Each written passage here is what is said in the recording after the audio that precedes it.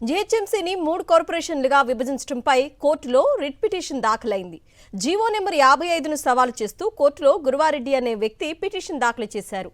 2027 జనగణన నేపథ్యంలో registrar general and census commissioner of India జారీ చేసిన సర్క్యులర్ నెంబర్ 1 ప్రకారం జ్యూరిస్డిక్షన్ ఫ్రీజ్ అమల్లో ఉందని పిటిషనర్ తన వాదనని వినిపించారు.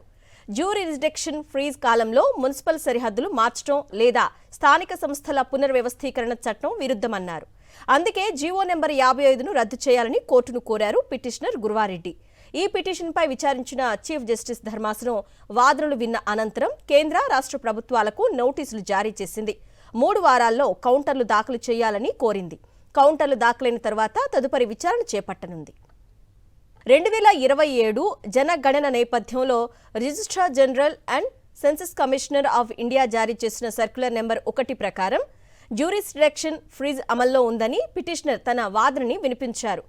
జ్యూరిస్డిక్షన్ ఫ్రీజ్ కాలంలో మున్సిపల్ సరిహద్దులు మార్చడం లేదా స్థానిక సంస్థల పునర్వ్యవస్థీకరణ చట్టం విరుద్ధమన్నారు.